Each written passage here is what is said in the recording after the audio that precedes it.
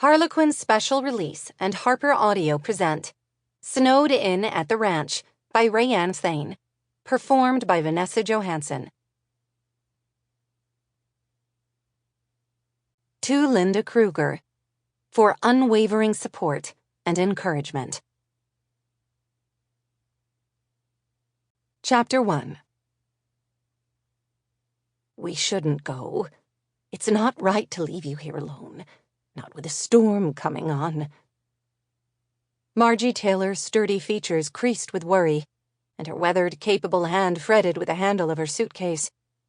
With his typical stoicism, her husband Clint took it from her and stowed it behind the seat in their King Cab Ford pickup.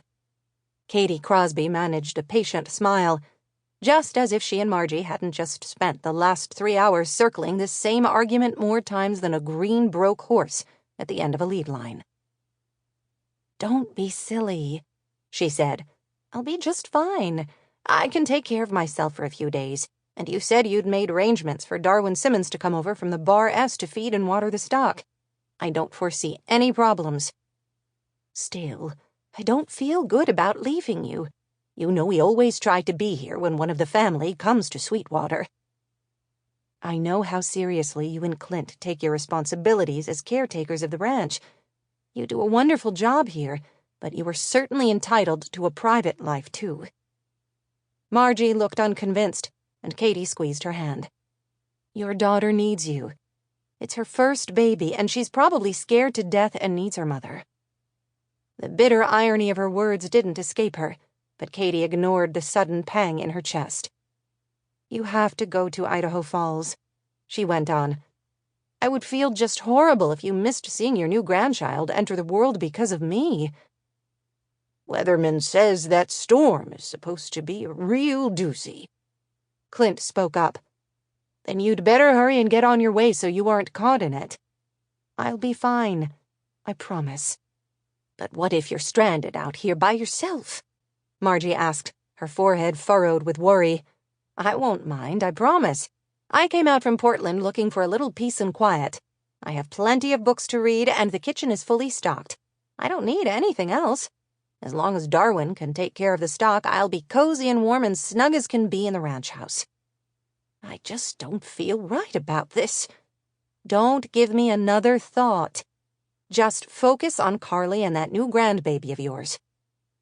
Between her and Clint, they finally managed to herd Margie into the passenger seat of the truck, though she still looked worried. Before they drove away, Clint rolled down the window. "If the power goes out, you'll have to start up the generator," he said gruffly. "Instructions are on the wall next to it." "I'll be fine," she said for what seemed like the 100th time. Through the open window, she kissed him on the cheek, enjoying his blush. "Give the little darling a kiss for me, all right? Be safe." He finally put the truck in gear, and the 4-wheel drive tire spit gravel as he headed down the long drive. Katie stood and watched them go while an unusually harsh wind for early March dug icy knuckles into her ribs inside her open canvas ranch coat.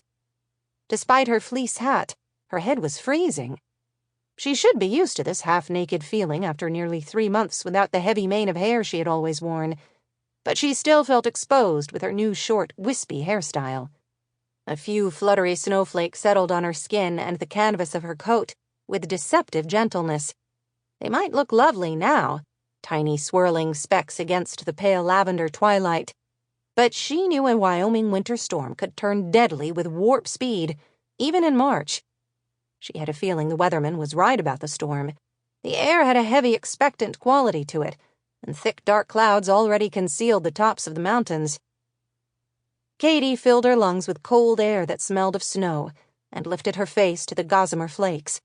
She had always found peace out here, and usually loved the view from the sprawling log and stone ranch house, with its wide front porch and 4 gables along the steeply pitched roof. Even in winter, she could gaze for hours at the harsh and wild ring of snow-covered mountains that loomed over the ranch, the neat split-rail fences on either side of the driveway, the long row of bushy pine trees that formed a barrier from the endless Wyoming wind. Try as she might, she knew she would find little comfort in the view this time. She was afraid peace would become a rare and elusive commodity. Sample complete. Ready to continue?